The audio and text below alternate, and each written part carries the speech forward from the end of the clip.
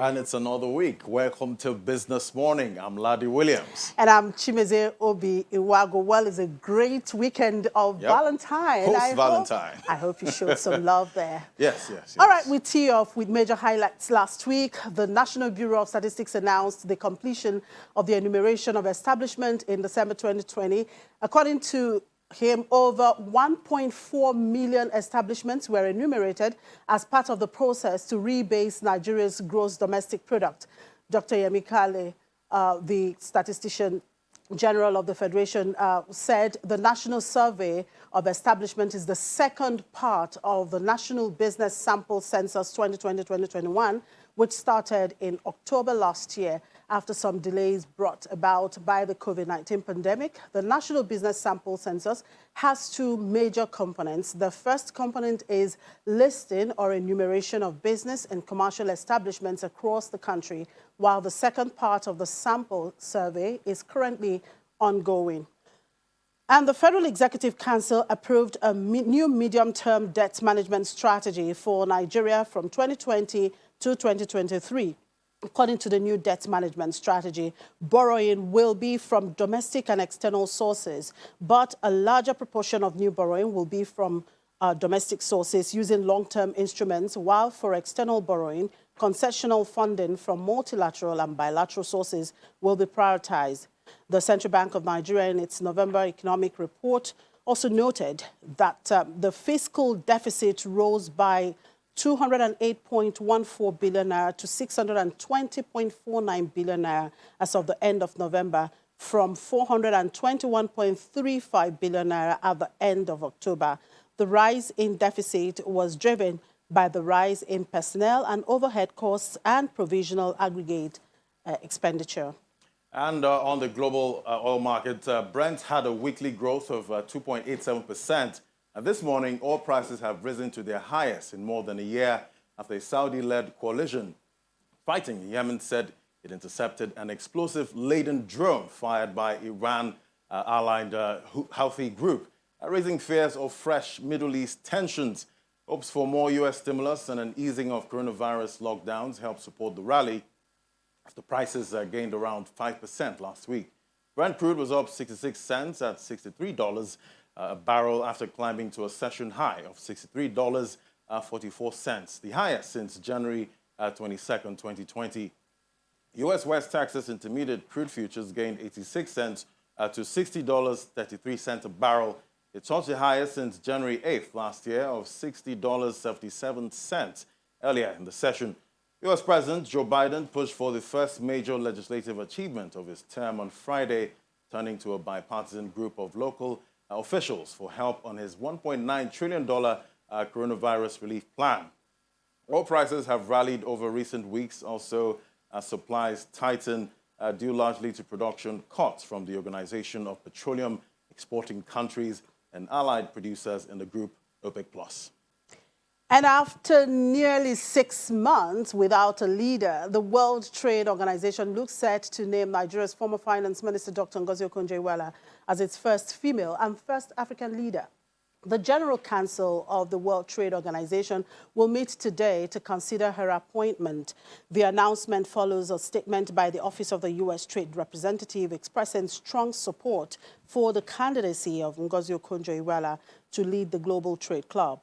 The statement by the Office of the U.S. Trade Representative notes that the Biden-Harris administration stands ready to engage in the next phase of the WTO process for reaching a consensus decision on the next WTO Director General following Korea's Yoon Myung-hee's withdrawal of our candidacy for the post. Well, it's about time that happens. I mean, it has waited for a very long time. So we're expecting perhaps by 4 p.m. local time today. We'll get the big announcement. That announcement should be made.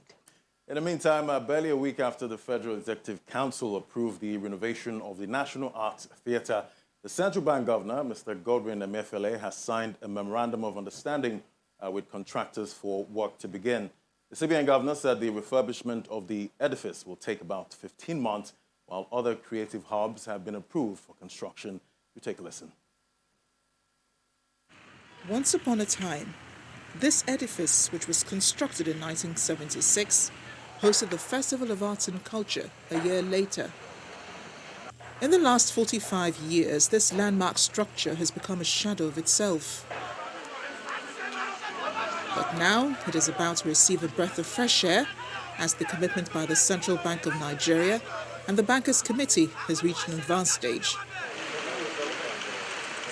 About 21 billion naira has been earmarked for the refurbishment of National Arts Theatre, but that is not the only work to be done. The signature cluster will consist of a building each of music, film, fashion, and ICT verticals.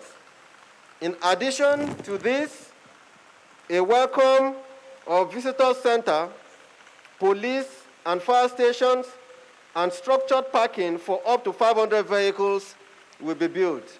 Similarly, Mr. Mohammed, who has been representative of the federal government from the birth of the idea, gives a hint of what the government hopes to achieve with the handover of the edifice. For the federal government, this is a win-win situation. Not only will the National Theatre be restored and better managed, upon completion, it is estimated that an additional 600 permanent and 2,000 to 3,000 call-off jobs will be created. For the Lagos State Governor, the idea is in line with the vision of his administration and gives a hint of what can be achieved with such partnership. For me, it's not only the National Theatre that I see. I see a transportation solution that has been solved. But more importantly, I see urban regeneration. I see a total transformation in this entire neighborhood. From the Ebutemeta Creek, you begin to see a regeneration that will happen at Otto. You begin to see a regeneration that will happen around Costain. And eventually we'll begin to get to Ijora Badia. Nobody needs to be told that the future that we dream of is beginning to happen here today.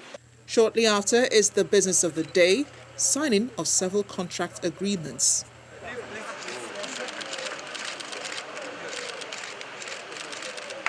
The edifice is expected to wear a 21st century look in the next 15 months, all things being equal. Well, the International Monetary Fund recently released its report on its 2020 Article 4 consultation with the Nigerian government. In summary, the IMF noted that the Nigerian economy is at a critical juncture. A weak pre-crisis economy characterized by falling per capita income, double-digit inflation, significant governance vulnerabilities, and limited buffers is grappling with multiple shocks from the COVID-19 pandemic.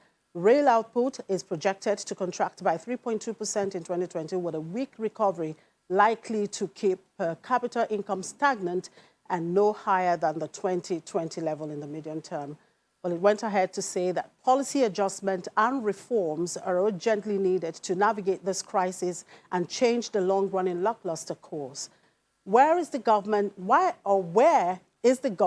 not getting it right?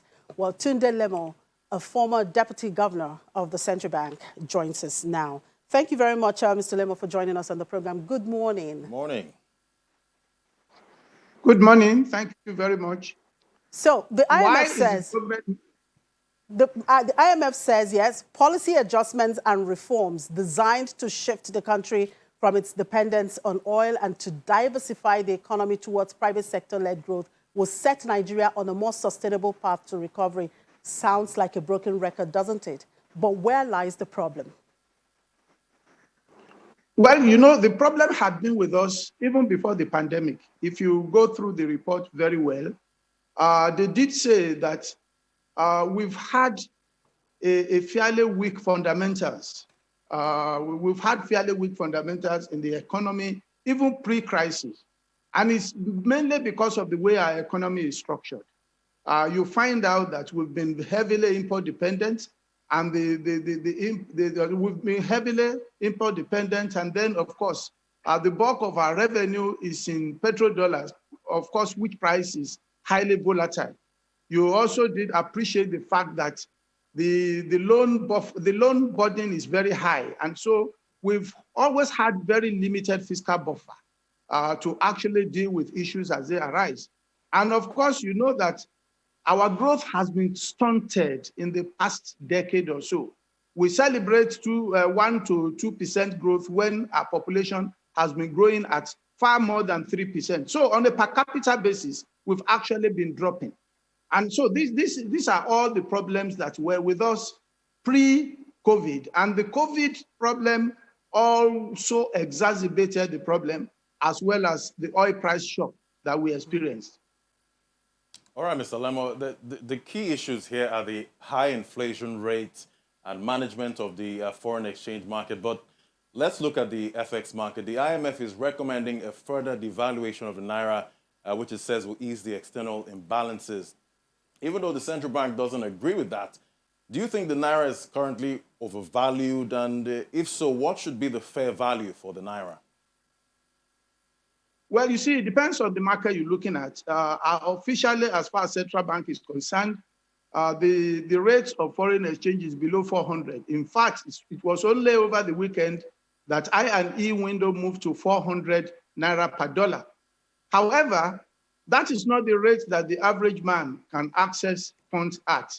If you ask the Manufacturers Association of Nigeria, they will tell you today that at best they use blended rates. In other words, they source very little from central bank, and then of course they use their own dollar if it exists, and then they also make use of other alternative markets. So when you put all of that together, you find out that the rates, the parallel market rate, which is around 480, is really where the common man goes. But when you talk about the organized private sector, depending on how much they can access from central bank, their blended rate will be in the neighborhood of 420, 430 Naira. In my own view, I believe that Naira is very, very, it's a little bit overvalued in real and effective terms. If you look at the official rate, definitely official rate of the Naira means now that the federal government, as well as the state governments, are subsidizing the dollar, which is why it is very scarce.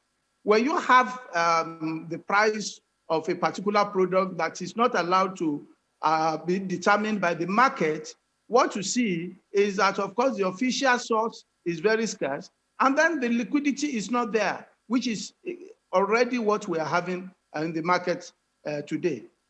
How can so the I believe that the Naira overvalued in real and effective terms by between 10 and it was well above 18% before, but with what has happened at the I&E window, I would suggest that it is still overvalued by between 15 and 18%. Right. So for you, what should really be the fair value of the Naira at the point? And then you talked about the liquidity issues. How do you think this challenge can be taken care of? For me, the fair value will be determined by the invisible hand, and that is the market.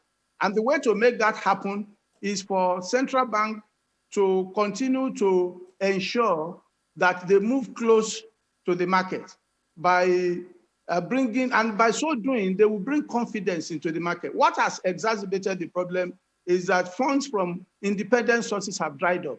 And that happens when you decouple the price from what the market fundamentals suggest. So my suggestion is that central bank should be more flexible, and they should, for now, administratively, perhaps use what I call crawling peg to crawl gradually towards the free market. That way, you will be able to get the funds that you expect from the diaspora sources. Even those with export processes that are hiding it will bring it out, and there will be liquidity in the market. My view is that if you do all of that, then you can come to an equilibrium of between 420 and 440. There is never a time the parallel market will be same as the official rate. That's what we call a documentation premium. But that shouldn't exceed 5 to 6% of the official rate. And if that happens, of course, we will not be seen to be operating multiple foreign exchange practices. Okay, let's look at inflation now, which is currently at about 16%. Many have argued that money supply caused by central banks, ways and means financing is helping stoke inflation.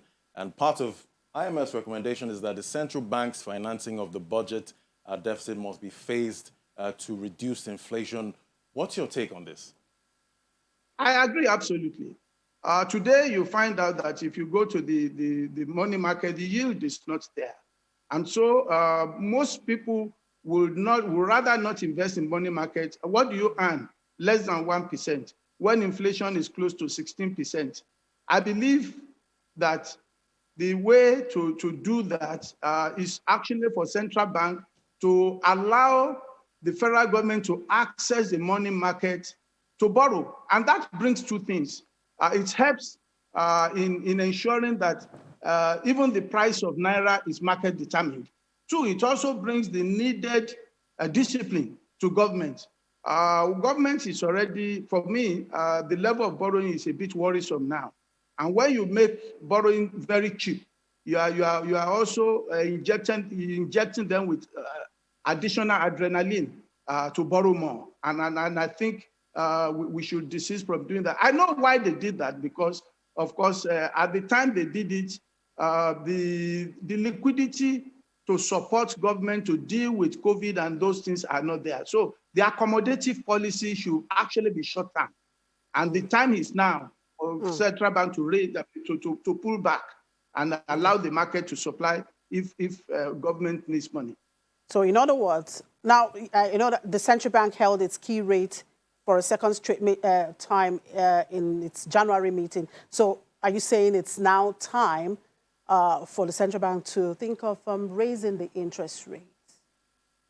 Well, you see, the dilemma of central bank, I really sympathize with them, is the multiple objectives which they carry out. On the one hand, growth is stunted. You know, what we have facing us in Nigeria is stagflation, which is slightly different from what they experience in advanced economies. In advanced economies, during pandemic, when problems are there, inflation is close to zero. And so there's sufficient room for monetary intervention to do quantitative easing. So on the one hand, central bank has to do that so as to bring those growth back, those growth numbers back. And the accommodative stance, of course, the problem with that, together with the ways and means advance to federal government, is, of course, it fuels inflation. So you then realize that their major objective, which is achievement of price stability, is affected by the objective of boosting growth. Boosting growth actually shouldn't have been primary responsibility of central bank. But you see, nature abhors vacuum. Since we don't have the fiscal space to do that, it was necessary for central bank to play that role. But then it should revert now. It should begin to revert to its primary role of ensuring price stability. And the IMF says Nigeria's recovery is expected to be weak and gradual under the current policies, and sees growth of 1.5% in 2021. Although the federal government expects a 3% growth this year, what is your growth outlook? Well, my view is that this year we may not have the 30% growth.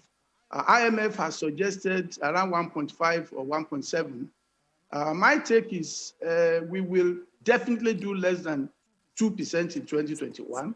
We will be lucky if we do 1.5. And the reasons are quite obvious. The reasons are because, you see, yes, we may say that we are celebrating the fact that oil price is becoming strong, but don't forget that OPEC has limited volume by quota. But don't also forget the fact that COVID is still here with us. Don't also forget the fact that manufacturing sector does not yet have sufficient. Don't forget also the fact that internally, we also have distractions. Distractions including, that affects food production. Look at what is happening in the Northeast, Northwest, and again, what is beginning to happen in the Southwest. All of this now means that there can be a serious problem with agri output, which may snowball into food shortage, God forbid. So all of this, when you roll them in together, we will be very lucky if we achieve 1.5% in GDP growth. All right. Thank you very much, Mr. Lemo, for your time. We do appreciate it always. Thank you. Enjoy the rest of the day. Thank you. All right, and questions surrounding the recently enacted Finance Act of 2020 and the unfolding 2021 national budget have continued to come up in many economic discourse. KPMG Nigeria recently completed a webinar series in partnership with the Ministry of Finance, Budget and National Planning, and quite a number of salient questions on these topics were asked by major stakeholders. Then to answer some of these questions. Ayo Lukman Salami, partner, Tax Regulatory and People Services, KPMG Nigeria, joins us next. And Mr. Ayo Lukman Salami, partner, Tax Regulatory and People Services, KPMG Nigeria, joins us now. Thank you for joining us. Thank you.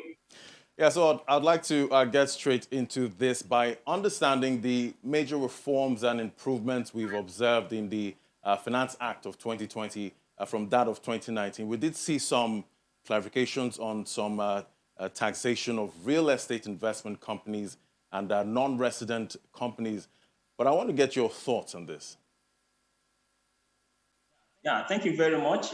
Before I start, let me quickly say that I commend the federal government for sustaining the tradition of passing the Finance Act as well as the budget before 1st of January every year. It was done in 2010 and 2020, also done 2021. That's commendable.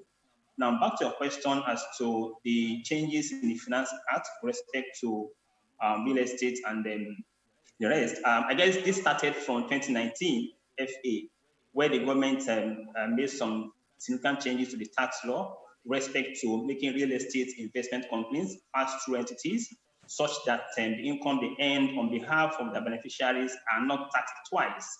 That was done such that the fund just pass through, and then only the beneficiaries get taxed at that level.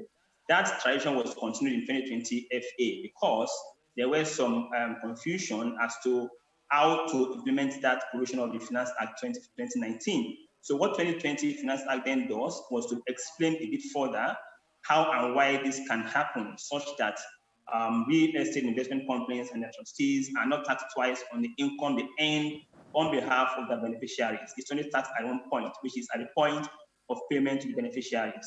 Thank you. Now, the finance bill was marked as a mixed bag, as positives came in the form of the reduced minimum tax rate from 0.5% to 0.25%, increased attempts to deploy technology for tax assessments, and even a reduction on the import duty on cars. But at the same time, others were not as appealing, such like the reduction of the minimum moratorium period to 12 months from 18 months, the cumbersome tax computation schedules for NRCs, amongst others. What do you make of this? Okay, if you look at the thrust of the Finance Act 2020, the government did say that it wasn't the intention to introduce any new taxes and also introduce any new incentives. While they were able to achieve the first one, I suppose the second one was not quite easy. Ultimately, they then, in a way, introduced more incentives. One of which, for instance, is the fact that for individuals like you and I, who earn minimum tax, minimum salary, minimum wage, we don't have to pay tax on those minimum wage again.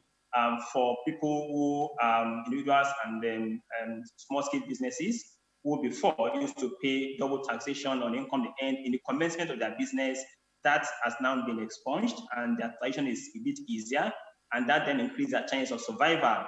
So in a sense, there were more incentives, I would say, in continuation of the policy reforms introduced from 2019. There were also, like you did say, the reduction in the customs duty rate on motor vehicles, tractors, and public transportation vehicle from the average of about 30-35% previously to now about 5 to 10%. So in a sense, what the government has done is to continue the incentives started in 2019 FA in a way to stimulate the economy and get it back on its feet in the wake of the pandemic, which is still ravaging the economy. So hopefully with those incentives, we can see the economy picking up and the people getting back to their livelihood. Okay, let's drill into the string of regulations for the NRCs accompanied by VAT registration policies that appear quite burdensome. It is evident we are in a dire situation as foreign investments have fallen below the levels seen since the 2016 recession. Could you shed more light on these stringent policies? How do you expect foreign businesses will react to this? Thank you very much. Quite frankly, the law around taxation of non-resident companies has always been there. But again, because of our situation in the country, what then happened was that non-resident companies and the tax authorities then agreed what is called a deemed profit taxation regime, wherein they didn't have to submit their audited account. So what the Finance Act 2020 has then done is to basically reinforce the provision of the tax law, which is already existing, by insisting that non-resident companies begin to submit audited accounts along with their tax computation. By so doing, the transactions that engaged in Nigeria becomes a bit more visible to the tax authorities, and the previous tax leakages occasioned by filing deemed profit taxation can then be blocked. Again, that is from the perspective of income tax. Now, from a perspective of value-added tax, again, if you look at the tax law, it is safe, for instance, for non-resident companies, their customers in Nigeria have that obligation to do some registration on their behalf and all of that. But with Finance Act 2020, what that then also do is to bring the activities into a bit more visibility before the FRS by then saying, if you do have operation in Nigeria and then you have, based on the rules stipulated by the minister under the income and economic presence, then you may have to file tax returns again to bring more visibility into the operation and then to block any potential tax leakages around there. So if you are a non-resident company that is caught under the single economic presence, and of course in the new VAT amendment law, which also says that if you supply goods to Nigeria, you are then required to register for VAT. It then means that your entire transaction becomes is under the purview of the FRS, and you can then determine how much taxation you owe the country, as it were. So in a sense, it's bringing together all those previous provisions in tax law and enforcing them such that the activities of these non-resident companies become more visible to the FRS. Now, this also takes us to the question surrounding the use of funds from unclaimed dividend and dormant accounts, which stirred up conversations and concerns about the government's funding strategies. We note that the current budget deficit stands at about 5.7 trillion naira. That's about 3.93% of GDP. What does this imply for the banking industry as well as the country's debt burden? Okay, good question. So you see, one of the thematic areas of the Finance Act 2020 was to enact counter-cyclical measures as well as price intervention initiatives, which is needed in this kind of environment we have, and given the situation we find ourselves as a country, living under the impact of COVID-19. So I thought that was novel in Nigeria, even though other countries have previously done this. So for me, I think the important thing is that that thematic area, which as a fallout of that, the government then set up the unclaimed dividends as well as dormant bank account balances fund. I mean, the SSA to the president did comment on this during one of the engagements they had in public, that some governance structure has been put in place to ensure that the funds, which is in a large pool, can be available to government to use under the supervision of a board of governors, such that they can monitor usage of that fund and ensure that there's corporate governance around it. So the fears being expressed by the public in terms of, look, when government steps into something, you hardly can find it being done properly. Those fears are currently being doused, and I suppose that when this governance structure is already in place, and we know the members of those committees based on the FA, when it eventually kicks off, Nigerians will have a bit more confidence in the sense that we now have a structure to manage that fund, which is in its large pool. Again, that can provide a kind of cheap source of fund for government to fund the much needed infrastructure in the country. Thank you. Well, confidence is needed right now, but when we take a holistic view of the 2021 budget and the 2020 Finance Act, is it safe to say the government supports an expansionary stance that can push the economy out of its current recession?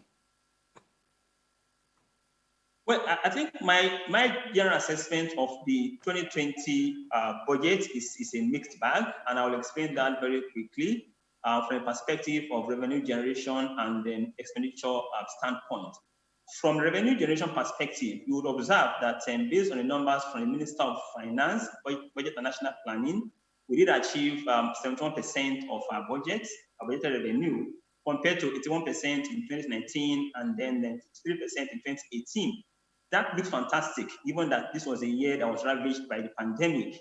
But then if you look at how the numbers stack up, you then begin to have maybe a different view. And I'll give a very good example. In terms of revenue from federal government share of oil revenue last year, it was about 1.46 trillion naira. Fantastic, well above the budgeted income of about 900 billion naira. But if you look at the trajectory from prior 2 years, then you begin to have a different view. In 2018, we earned about 1.51 trillion from the same source, and that fell to about 1.44 trillion in 2019. This shows that this industry, the oil and gas industry, is challenged, and therefore government revenue from this source is also challenged. For me, there are issues around that, given the fact that three main issues happened which ordinarily should have enhanced our revenue generating capacity from oil and gas. One was the amendment to the Deep Offshore Act in 2019, which of course then introduced royalty payments on deep offshore field production, which was not there before. The first full year of implementation of that policy was last year, 2020. Secondly, 2019 also introduced the withholding tax deduction on dividends declared by oil exploration company.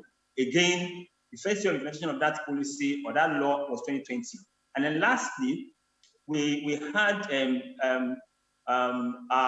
the budget benchmark price for crude oil in our budget last year was about $28 per barrel.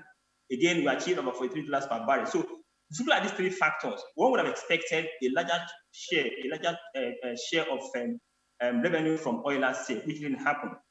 Thankfully, I guess one of the reasons is the uncertainty around the PIB and the schools around that sector. Hopefully, the National Assembly has promised to pass that bill into law this year.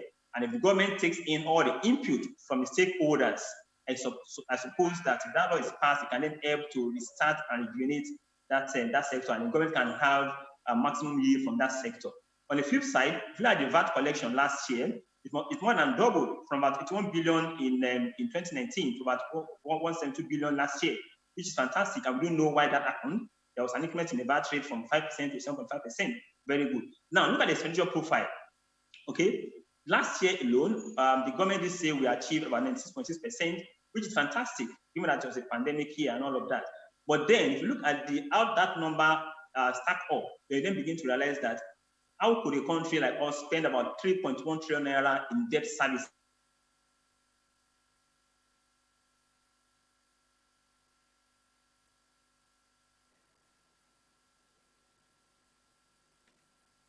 Well, Mr. Lukman seemed to have gone away there now.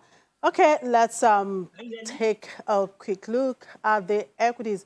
Oh, okay. I'm made to understand that Mr. Lukman is back.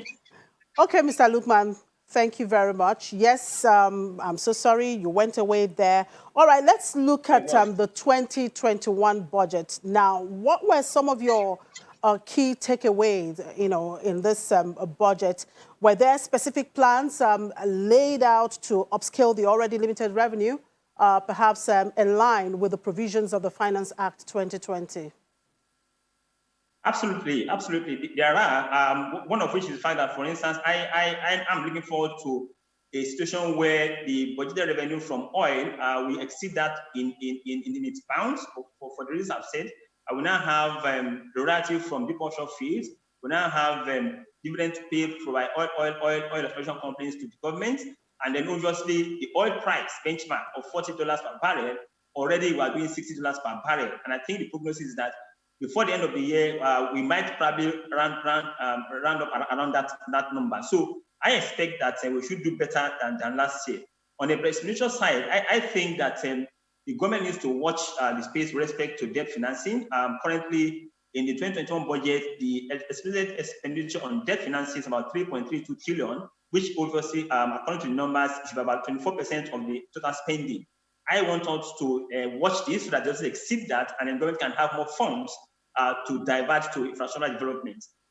All right, thank you very much, Mr. Ayo Lukman Salami, partner, tax regulatory and people services, KPMG, Nigeria. We do appreciate your time. Thank you. All right, we look at the markets now. It's a new week, it's a new day, all bright and looking good. We go to Ini John Mekwe now for a review of last week. Well, it was all red. last week. So hopefully investors are going to get a Valentine gift this week. You can say that again. Well, I guess Valentine started early in the markets last week, but it's not always a very good thing to have that. Well, for 2 weeks now, like you know, we have seen the bear dominate the market, and it's mostly because investors worry, you know, because we see more yields coming from the fixed income market, the treasury bills and all that. But anyway, let's just look at the figures. So going to the figures now, we see, well, red, like we said, the all-share index went down by 3.04%. The equities cap was down also. The all-share index stopped for last week at 40,439.85 points. Well, I think we have Mr. Faruga now to tell us more about what happened last week, even though we saw that it was a lot of reds. But hello, Mr. Faruga, are you there? Yes, thank you for having me. Yeah, thank you. Thank you for joining us. It's good to hear from you. So, well, no need to say we've seen the figures. The market ended in the red, and for 2 weeks now, it's been in the red. Should we be expecting the same thing this week? Well, for every market, prices are bound to go up and then come down. Looking at the figures right now, I think the bearish trend is going to continue for this week. Obviously, maybe during the week, we might see the bulls trying to come and take position again. But in all, it is likely to go the same way as last week. Yeah, because we see that a lot of attention is being given to the fixed income market, especially even this week. There's an auction that is already fixed for this week. So do we see maybe a little bit of hope? Well, yes, you know that investors are always looking for where they will get guaranteed return. At the same time, with less risk, they want to optimize their capital.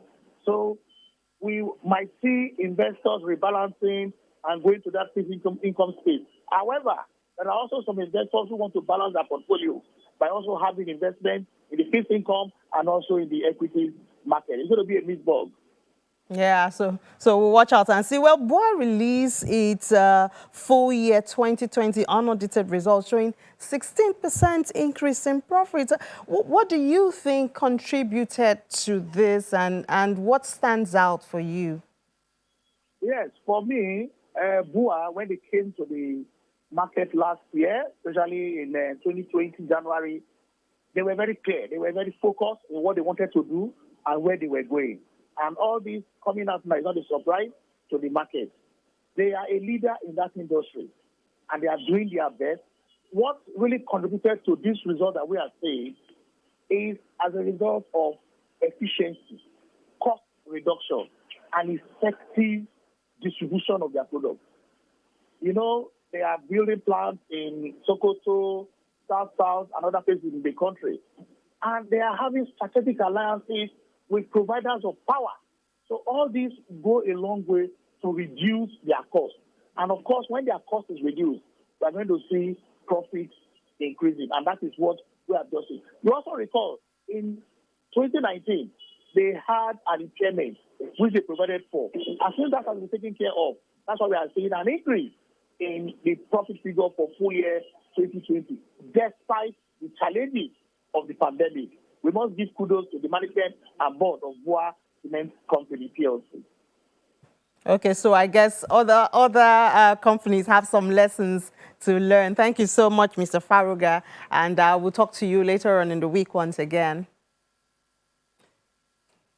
Okay, so looking back at the figures, well, we see there the volume was 2.68 billion. The deals went down compared to last week, about 8,000 or so, down, because last week it was in its 30,000. So this is obviously down, and we hope the banking sector led the loss. The banking sector lost, well, 8.76%, then followed by in the banking sector, then you had the insurance and then the consumer goods, the industrial goods and all that. So, well, we hope that they do better. Moving to the unlisted market now, we see that the securities index was 735.84. That's up about 1.45%. Well, that's it for the figures. We need to go on a break now. We'll be back on Business Morning. All right, thank you very much, Ini. Well, let's just hope that there will be some kind of turnaround, particularly since we saw 2 weeks of red. Yes. Maybe we'll see green. Yes, well, Chimi, I'm always optimistic. Chimi, I know you're optimistic, and then you're looking for, where to put your money. So you can go to the Treasury market. There's an auction coming up this week. We'll see how that goes. Your money All there. right, we'll take a break, and then when we come back, we do a crossover to London and talk to Juliana.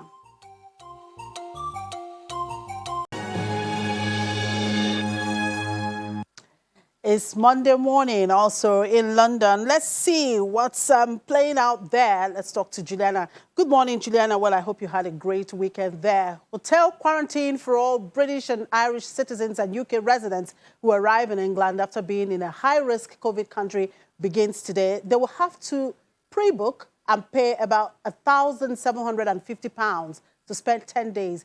How is that playing out this Monday morning?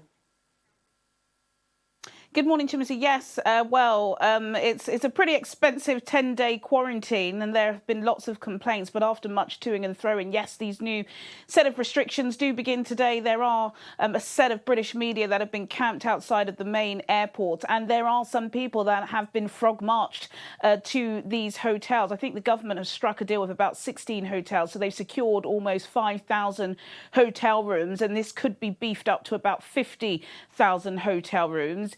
It is if you are coming back, so not just British citizens, but anybody that's coming back from this red list corridor. There are 33 countries on the list, including Portugal, South Africa and Brazil. If you've come back from that destination, you've got to go into a hotel. You would have paid £1,750. This includes a 10-day stay plus food and 2 COVID tests. Of course, this is because the UK really need to start curbing in the spread of new variants across the country. If you fail to comply or if you give any false information, you could get a £10,000 fine or, very controversially, a 10-year prison sentence. So be warned. And, of course, the COVID-19 vaccine rollout in England has entered a new phase. That's after the Prime Minister said the most vulnerable groups had all been offered a jab. Which groups make up the second phase? We're actually in the 5th phase, Chimeze. It's the 5th phase. And as you said, Prime Minister Boris Johnson, very happy and proud about this. In fact, all the country are proud, really. We've managed to vaccinate 15 million people. So there are 4 age groups, including the most clinically vulnerable, the very elderly in care homes, plus their carers. And now we are going to over 65s. So I believe about 1.2 million people this week will receive a letter asking them to go and receive their COVID jabs. This is really seen as a milestone.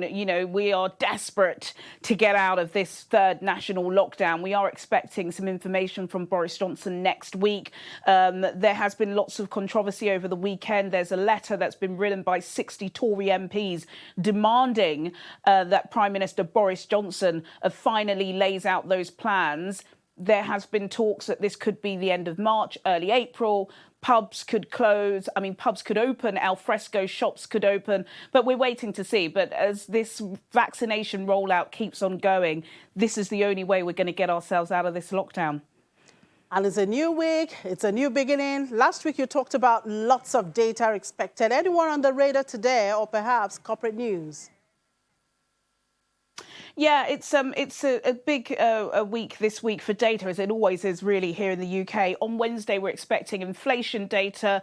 Inflation last month jumped 0.3% to come in at 0.6%. This was quite a surprise, considering that most of the shops were closed in December. That was good. We are expecting, the forecast is that it will go down to about 0.4%. pretty low behind that benchmark of 2%, which is what the Bank of England says it should be here in the UK. And then we've got PMI data for February. This will be a flash data.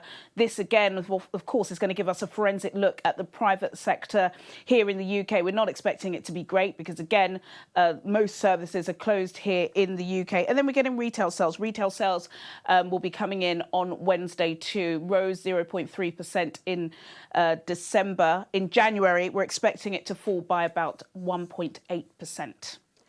Well, Julian, I apologize. I forgot to ask you how you celebrated your Valentine yesterday, but I must tell you, expect my box of chocolate with lots of love there.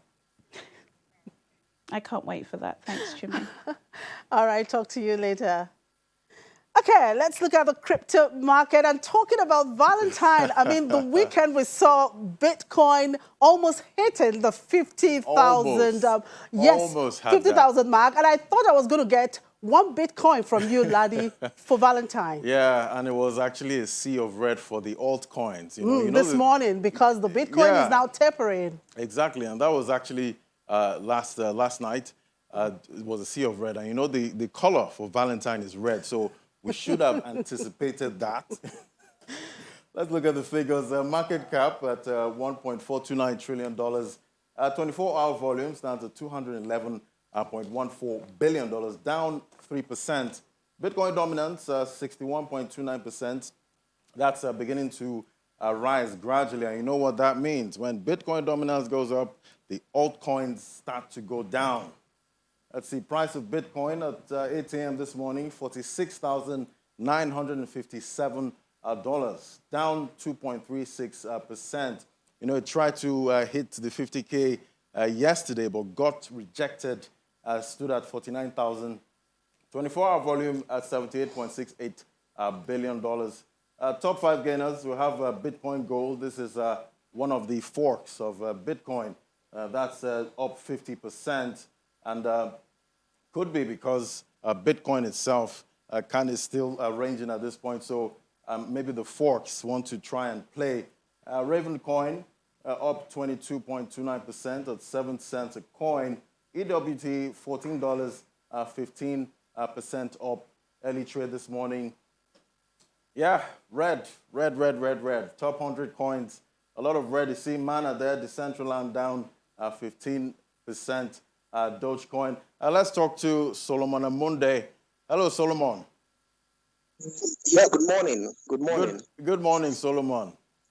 Sea of red last night. What happened?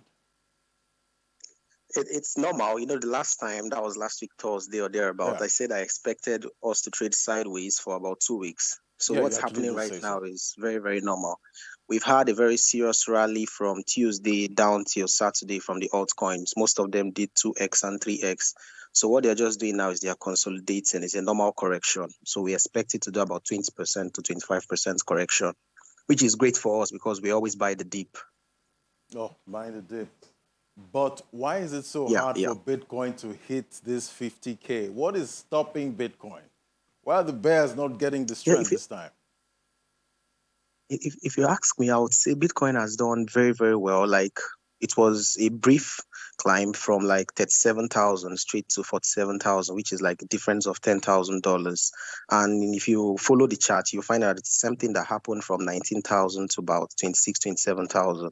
So what's happening right now, it's totally okay. It's just consolidating. And afterwards, it will make a move for about 55 to 58,000. So this is the best time for anyone to buy. That's a big number right there.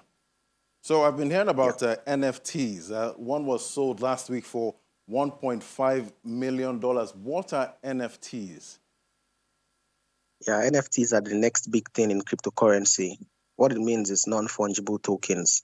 So let me just briefly give an example. What this means is an artist, say Davido can print his own NFT. He can mine his own NFT with, let's say, his image or a frame of anything he decides to put out there, and he can sell it online.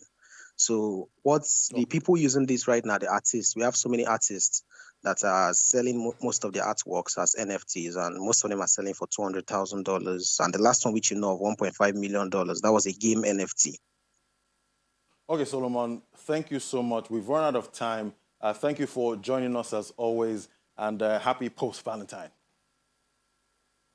Yeah, thank you very much. Thank you. All very right, much. Chimi, so you see it there. Yeah, Solomon is talking about if you have to buy Bitcoin now, this is the time to buy. No, I don't have that kind of money. I'd rather go to the altcoin. Those that are dipping, Doge is actually you can actually dipping buy the at this dips point. in the And you altcoin market. say, buy the dip. Buy the dip. All right, that's it on the program. Thank you for watching. I'm Chimeze Obi Iwago. Thank you for watching. I'm Ladi Williams. Bye for now.